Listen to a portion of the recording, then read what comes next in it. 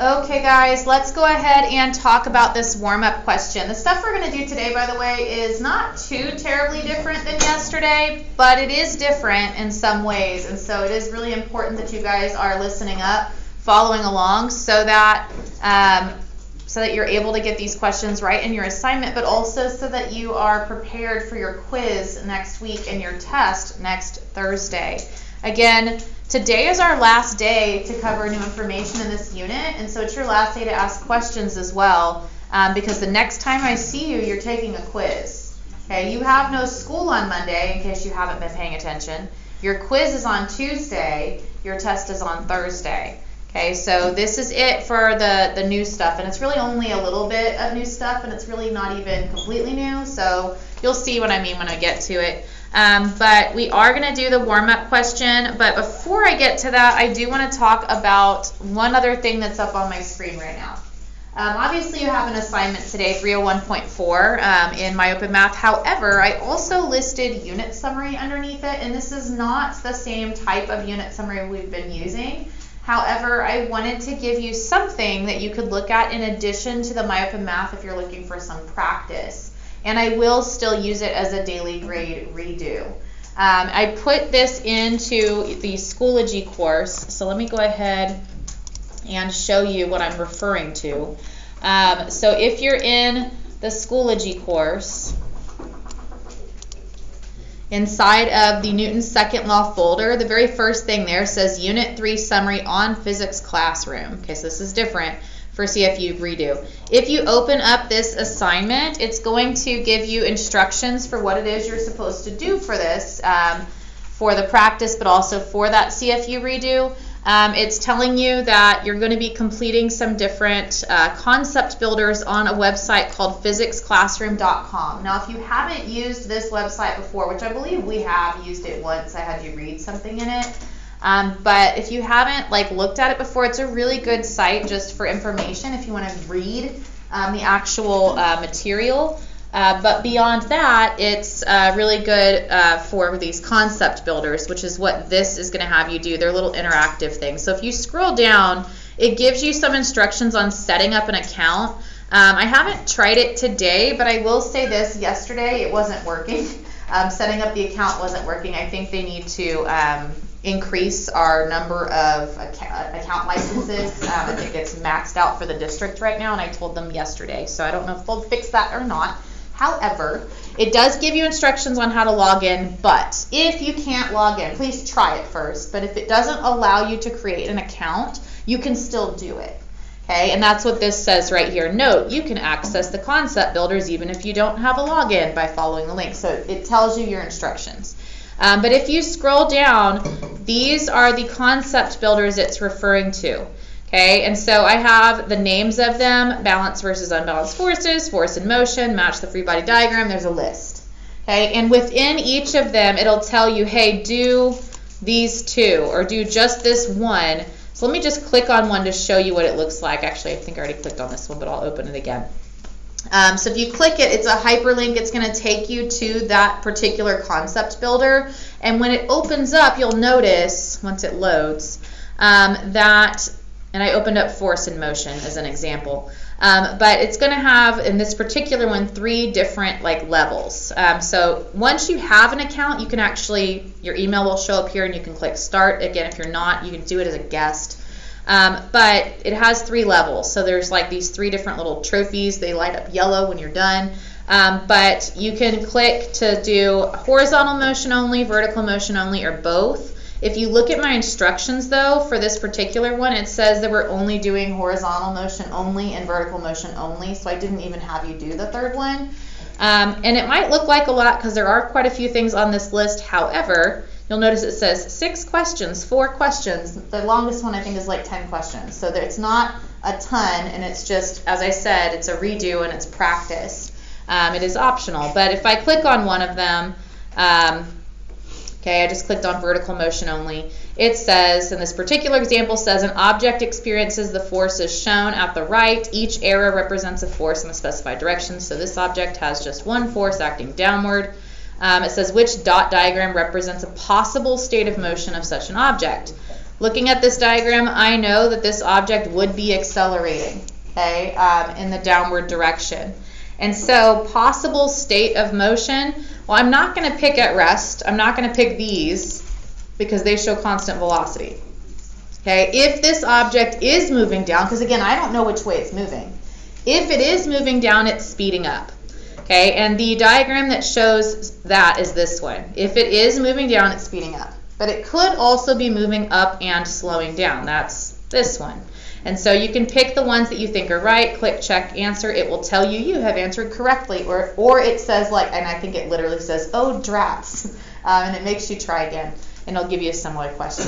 So the good news is whenever you do this, it is obviously practice, but beyond that, it doesn't penalize you for missing them. It does make you do it again, but it doesn't like take off points. So you can continue to practice in the same way that you normally could with the unit summary, and hopefully get a better understanding and get full credit. So anyway, that's what this is. It does ask you to turn it in. I'm trying to see where it is. I ask you to turn it in I don't know if I typed it in here. I need to add it in My Open Math, because I'm going to have you take screenshots of the trophy screens that you get whenever you do it.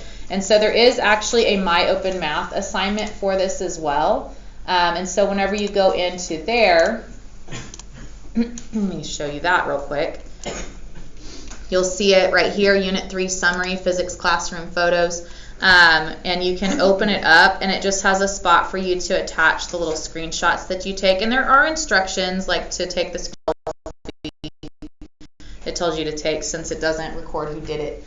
So your thing is being a little slow to load. But the point being, it says, hey, like for this one, and you can just go straight to My Open Math to do this as well. But it's, for this time,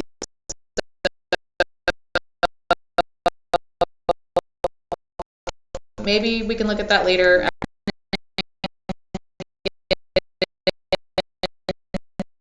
To the stuff for today. Deadpool jump onto a 9,800 Newton wrecking ball. 85 kilograms. What is the tension force in the cable as the wrecking ball accelerates downward at 1.3 meters per second squared? So in order to solve this, and I said this to you, you need to start with the free body diagram, and then you need to determine your net force. That's pretty much always your first couple of steps. So let's draw the free body diagram first. Okay, and we're looking at the tension force in the cable. Well, that means that I am analyzing anything the cable is holding, which in this case is both Deadpool and a wrecking ball. Okay, so what forces would be acting, okay, in this system? What do we have? Gravity. It's always an answer. We have the force of gravity. And this force of gravity is for both Deadpool and the wrecking ball, because both of them are pulling downward on the cable. Okay, so we're going to be adding those together in a minute. Okay, and then of course we have the tension force in the cable going upward. You'll notice that I drew this in such a way that my down arrow is longer than my up arrow. Anybody know why I did that? Because it says the acceleration is down, right? That means my net force has to be down right here. Negative 1.3 meters per second squared. Okay, so if it says that we have negative 1.3 meters per second squared, that means that my net force needs to be down, and that means this arrow has to be longer. Okay, I don't know numbers yet, but I know just looking at my picture at the end, whenever I look at my answers, I should see a bigger number down there, and if I don't, I'll be like, oops, something went wrong somewhere. Okay, so there's my free body diagram. I don't have anything happening horizontally, so in fact, I don't even have to do a calculation for that. Net force in the x direction is 0. Net force in the y direction. Okay, I know that my net force in the y direction will be equal to my total force of gravity, so Fg total, and it's total because it's wrecking ball plus Deadpool, okay, plus the force of tension. That's going to be my net force in the y direction. I don't have any numbers for that yet, at least not labeled, but I do actually have some numbers in the question that I can use. Okay, again, that Fg total is the weight of Deadpool plus the weight of the wrecking ball. And the weight of the wrecking ball is in the question. 9,800 Newton wrecking ball. I told you if it writes it in that way so that it gives it to you as like a property of the wrecking ball, that is the weight. Newtons are a force unit, and if it writes it like that, that's the weight. So I already know the weight, or the FG of the wrecking ball. I just need to figure out what Deadpool's weight is. And that's not in the question, but his mass is in the question. I know his mass is 85 kilograms, and if I know his mass, I can find his weight. So I'm going to add them together. There's the weight of my wrecking ball, and then I have to find Deadpool's weight. Again, weight is mass times gravity. In this case, the FG, or weight of Deadpool, is Deadpool's mass times gravitational acceleration, which is 85 times negative 9.8. which means Deadpool has a weight of negative 833 newtons. And so the total weight of the system, that includes the wrecking ball and Deadpool, is that negative 9,800 plus negative 833, and that gives me a total weight downward force of negative 10,633 newtons. Okay, before I go any further, does anybody have a question so far? Okay, not yet. Good. I'm going to label that over here. Okay, so I have added that number to my diagram. I don't have a number up here yet, but it better be smaller than 10,633. Okay, so let's see if we can figure out how to find tension force in the cable. Again, I don't have an equation for tension force, and it's not equal to FG this time. So I have to be able to find it a different way. If you don't have an equation for that force, find the net force. That's the only thing you can do. And you can find net force either from the diagram if I knew both, which I don't, or from an equation. It's the same equation we've been using.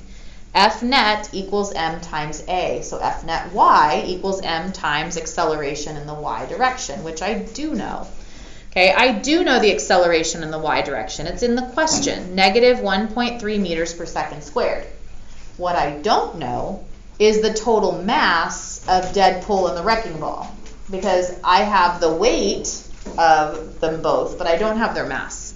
Okay, I have Deadpool's mass, 85 kilograms, but not the wrecking ball's. However, I have the weight of both of them already, 10,633 newtons.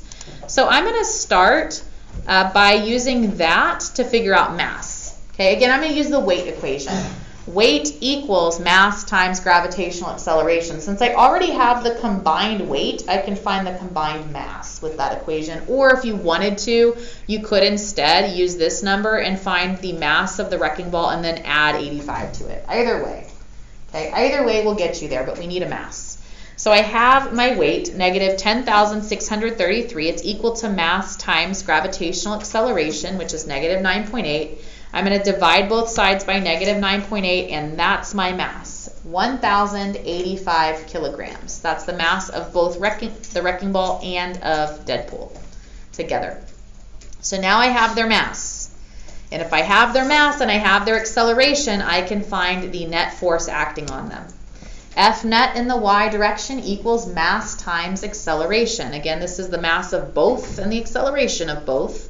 1,085 times negative 1.3 gives me a net force in the y direction of negative 1,410.5 newtons. Again, before I go any further, does anybody have a question about how I got here?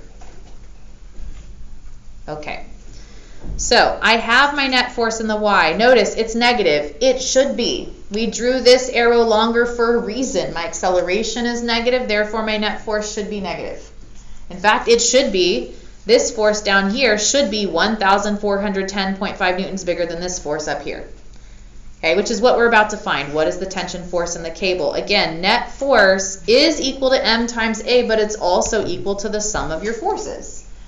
Okay, so F net y in this case equals the sum of my forces, Ft plus Fg, keeping in mind that direction matters. Fg is negative. When I add these, it looks like this. Negative 1,410.5 equals Ft plus a negative, or I could just say minus, 10,633. Okay, if I want to move that 10,633 to the other side, I'm adding, because in the question right now it's being subtracted. If I add that, and I have negative 1410.5 plus 10,633, I get a force of tension of 9,222.5 newtons. Make sure it makes sense. Remember, if we said that this arrow was shorter, so this number better be smaller, make sure it's smaller. If it's not, you probably made a mistake somewhere with a sign. Ours is smaller. 9,222.5 is smaller than 10,633. So we probably are spot on. I know we are, okay? But double check it. Make sure it makes sense. It takes 2 seconds to just check. All right, so we have just found the tension force in our cable. Here it is on my diagram. Here is my system of dead pull and a wrecking ball, my force of tension, my force of gravity, my acceleration, and here is a follow-up question. What would the tension be if dead pull was moving at a constant velocity instead? In this example, it was accelerating downward. What if he's moving at a constant speed? Yeah, the forces would have to be equal to each other, equal and opposite, right? Net force of 0. And the force of gravity is not going to change. Their weight doesn't change. So what does change is this force of tension. The force of tension would have to be equal to the force of gravity. So they would both have to equal this number, 10,633 newtons. And if that happened, then he would be moving at constant velocity. He was accelerating, maybe the tension increases, and now he's moving downward at a constant speed or whatever. All right.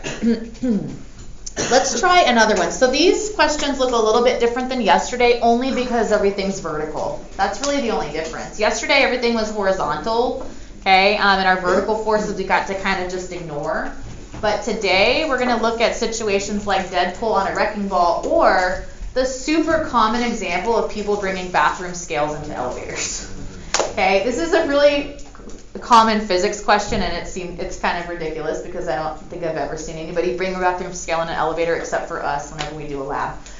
But this is a very common type of question. Okay, so let's go ahead and talk about this. And again, we're going to be dealing with another situation with some vertical forces, just like our warm-up. The question says, an 82 kilogram man stands in an elevator that is moving downward at a constant speed. If he is standing on a bathroom scale, what is his apparent weight? I told you it's ridiculous, but we've actually done this lab before. Okay, so again, we're going to start with a free body diagram and seeing if we can figure out what our net forces are. So let's start with that free body diagram. What forces are acting on you when you're in an elevator? Gravity. All right, gravity is always a good place to start. Okay, hopefully the tension's not acting on you. Okay, but the normal force would be. Now, if I asked about the elevator car, yeah, you could go with tension. Okay, but for you personally, it's the normal force from the floor, just like it would be in this room. Okay, now in this particular diagram, I drew those forces so that they were equal and opposite. Why did I do that? Okay, I know I want my net force is 0 because it's the same. Why? Because it says constant speed in the question. That's why. If it doesn't say constant speed, I don't get to do that. Okay, and it'll look more like my warm-up. Okay, but in this case, I have equal and opposite because of these two words, constant speed. Okay, and that makes the question a lot easier. Okay, I'm going to tell you right now, if they're equal, this is an easy question. Okay, F net x, by the way, in all these questions where we're in elevators or like the warm-up is going to be 0. There's nothing happening side to side. Everything is happening vertically. So F net y, though, in this example is 0 because my forces are equal and opposite. Okay, so let's go ahead and find his weight. His weight would be equal to, Fg, again, his weight, would be equal to mass times gravitational acceleration. His mass is in the question, it's 82. Gravitational acceleration is negative 9.8. When I multiply those numbers, I get a weight of negative 803.6 newtons. Okay, and so that's his actual weight. Now the question doesn't ask for his actual weight, it asks for his apparent weight. It wants to know how much the scale says he weighs if he's in an elevator that's moving downward at constant speed. Okay, and because of the way we drew this diagram, Fg is negative 803.6 and Fn is positive 803.6. Okay, so we have the same number for both anyway, but just as a heads up, a scale reads normal force. I'm going to give you an example to hopefully illustrate that in a second, but the scale reads your normal force, but in this case they're the same. So his apparent weight would be his actual weight, and it would be 803.6 newtons. Okay, any questions about that so far? Okay. A bathroom scale doesn't read newtons. So It does not read in newtons, but we're pretending that we had a bathroom scale that reads in newtons. Yeah, it reads in pounds. When you do a lab, would you do like pounds? It would be in pounds if we did it in a lab, yeah. We'd have to convert it. Okay, so here's what I mean by a scale reads normal force. Here's another super common thing that happens all the time. If a skydiver jumped out of a plane and tried to use a bathroom scale in midair, what would it read? 0. Can you weigh yourself if you're in free fall? No. Okay, if you try to weigh yourself in free fall, the scale's not going to push back against your feet.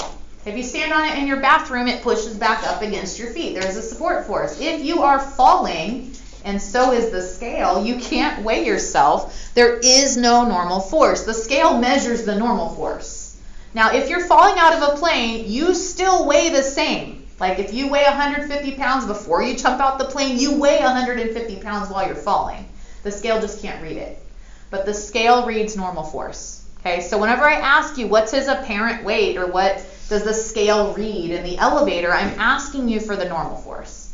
If the elevator's at rest, it's just like you weighing yourself in your bathroom. If the elevator's moving at a constant speed, it's just like you weighing yourself in the bathroom. But if, and again, your actual weight doesn't actually change, it's just your apparent weight. But if the elevator is accelerating, now the scale is going to say something different than what it would say in your bathroom. Okay, so here is another example. This time the elevator is accelerating. Write this down. Okay, I'm going to tell you right now, the district loves this question on our TEKS test in December. At least they have in the past. So I'm assuming you're going to see something like it again. We'll see whenever we get there.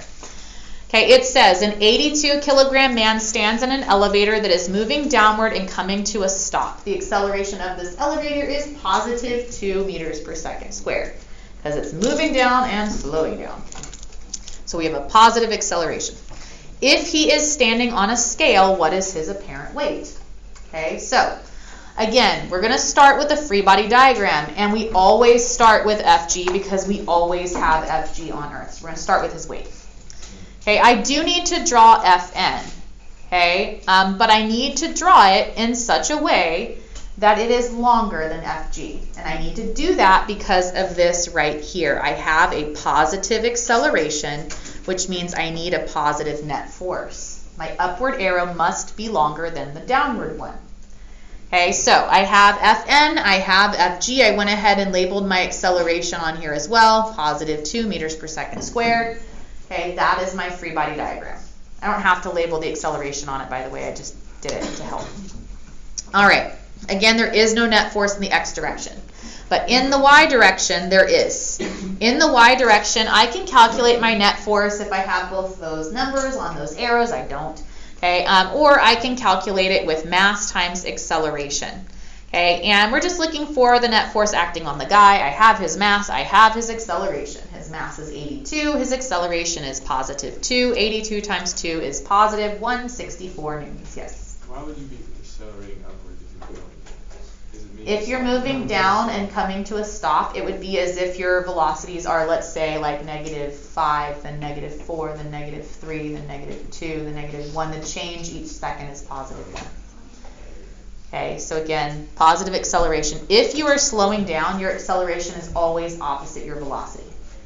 Okay, and if you're speeding up, they're always the same direction. Okay, so I have my net force in the y direction, okay, is positive 164 newtons. But I want his apparent weight. I need to solve for his normal force.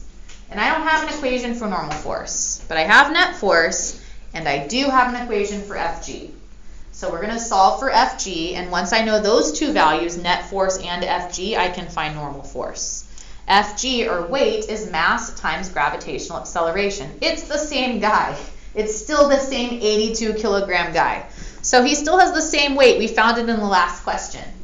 803.6 newtons. Okay, so we can add that to our diagram, negative 803.6 newtons, or 803.6 newtons downward. Okay, but I'm going to use my net force equation now, and that is the sum of the forces, to find the normal force. Okay, so 164 newtons equals Fn plus, and again, Fg is negative 803.6. If I want to solve For Fn, I need it by itself. Right now, I'm subtracting effectively, so I need to add. So I'm going to add 803.6 to both sides, and when I do that, I get positive 967.6 newtons. Again, make sure your numbers make sense. I drew my diagram so that Fn was bigger than Fg. Look at your numbers. Fn is bigger than Fg. Make sure that they make sense. Okay, because it's really easy to mess up a sign and get the wrong number, and you can tell real quick if you just check that. All right, so his apparent weight, he is going to appear to weigh more. And you probably already know this from real world experience. You guys have all ridden in an elevator and going down to the first floor where it stops, right? So you're going down and it stops. And as it slows down, it feels like the floor is pushing harder against your feet. Okay, it feels like you weigh more. And a scale would read that because it reads that increased push against your feet, if you will. Okay, and so if that's the case, you're going to look like you weigh more. And guys, as a general rule, if you have a positive acceleration and you have a positive net force as a result of that, you will weigh more on a bathroom scale in an elevator. Okay, so if you have a positive net force, positive acceleration, whichever one, okay, same thing. Okay, if you have that, you will appear to weigh more. You might want to write it down. Okay, the opposite's also true. If you have a negative net force, a negative acceleration, you will appear to weigh less. Okay, for the same reason, the top arrow would have to be shorter than the bottom one. And again, you should know this because when you get into the elevator and it starts moving down from rest, so it starts and it speeds up in the negative direction, you feel that moment of kind of almost weightlessness. You're not weightless because it's not actually falling, but you feel lighter. Okay, and the scale would read that. Okay, if you had that negative acceleration. So again, positive acceleration, you're going to appear to weigh more. Negative acceleration, you're going to appear to weigh less. But think of the picture. Okay, positive acceleration, Fn's bigger. Negative acceleration, Fn is smaller. Okay, that's going to tell you what your apparent weight will be. Are there any questions about that? No? Okay. He would appear to weigh more. There you go. All right, if a skydiver jumped out of a plane, what will happen to her motion once air resistance equals her weight? There's a name for that. Does anybody know the name of it? Terminal velocity. If you've never heard it, that's okay. But this does happen. If skydivers, when they jump out of a plane, there is air resistance, they will reach what is called terminal velocity. And all that means is that the air resistance, upward force of air resistance equals the downward force of their gravity. Their air resistance equals their weight. Okay, so they get these forces where they cancel. Your net force is 0. Just to follow up, do they stop in the mid-air when this happens? No, this is not a Looney Tunes cartoon. I don't know if y'all are familiar with Wile E. Coyote. It's not that. Okay, they still fall. They just fall at constant speed now. Okay, they stop accelerating and now they're moving at a constant speed downward. Okay, but that's what it's called. It's called terminal velocity. She would stop accelerating. She would still be falling. Okay, she just does so at a constant speed. You don't have to know the term terminal velocity or anything like that, but you need to understand this concept. Okay, she still falls. It's just now she's falling at a constant speed. And again, this is what that would look like when it happens. All right, so I know I've said these terms a couple times. I've tried not to because I wanted to introduce them today, but we've talked about these concepts already.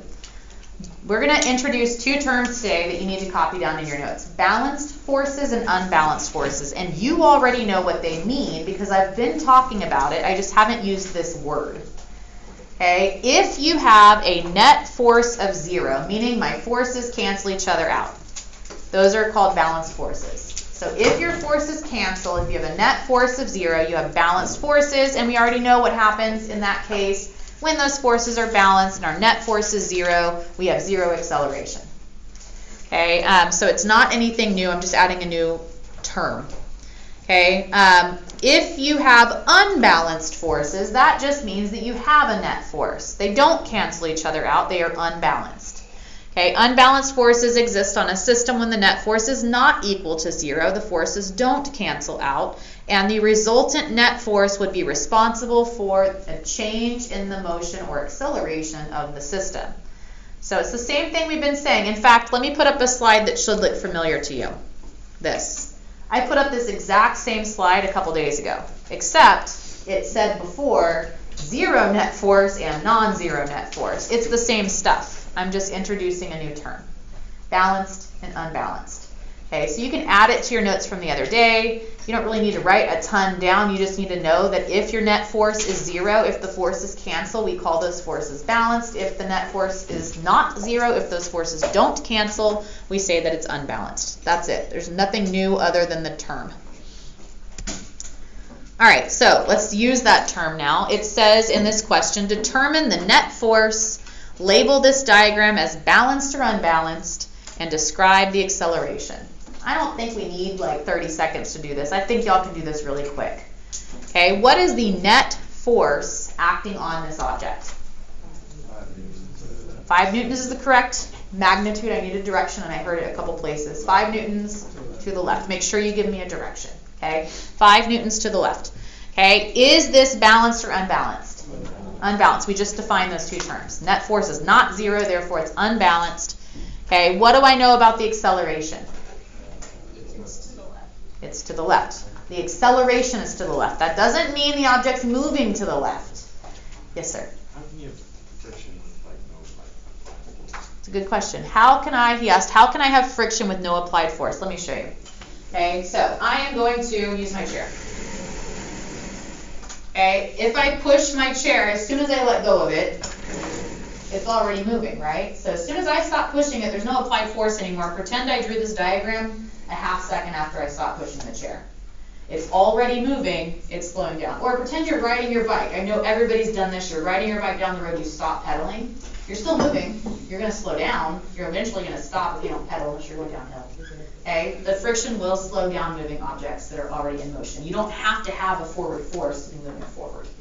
Okay? You could already be moving forward, and that force could be slowing you down. Or you could be moving forward and you could have a force speeding you up. Now, one other thing I want to ask you is this.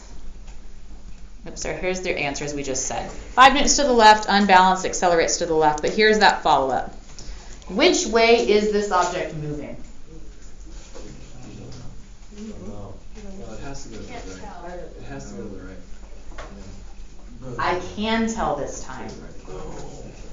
The other day I gave you a diagram and all it had was numbers. And I said, I can't tell which way these things are moving without more information. I just gave you more information. I told you normal force, gravity, but specifically I told you friction. If the friction is labeled, by definition, friction is always opposite the direction of your motion. So if the friction is to the left, this object has to be moving to the right. That's actually why I moved to push my chair, because that's what this is. If I push my chair this way, that's exactly what this diagram is showing. Friction is this way, okay, the chair has to be moving that way because friction will oppose the motion of the object. So if the friction is labeled, I can answer the question, which way is it going? Okay, but that's, or air resistance, because that's basically friction with air molecules. Those things will tell me which way I'm going because it'll be opposite the direction of the friction or the air resistance. But otherwise, I don't know. Okay, all right. How about this one? Again, take a look at the diagram. Determine net force, label it as balanced or unbalanced, and describe the acceleration. What is my net force here? 15 newtons down. Okay, balanced or unbalanced? Unbalanced. Is it accelerating? Yes. What direction? Down. Which way is it moving? I don't know. I don't have anything labeled here that would tell me which way it's moving. It could be moving down. If it is, it's speeding up. It could also be moving up, and if it is, it's slowing down. Okay, I don't actually know from the information here. Okay, unless friction is labeled for me. Okay, again, think about this. You could have a diagram that just looks like this for a free body diagram. Okay, and that could be moving up or down. That's exactly what free fall looks like. But I can throw something up in the air, and the force is still downward. Okay, so I don't know which way it's moving from that. The only reason I knew the last one is because friction was labeled.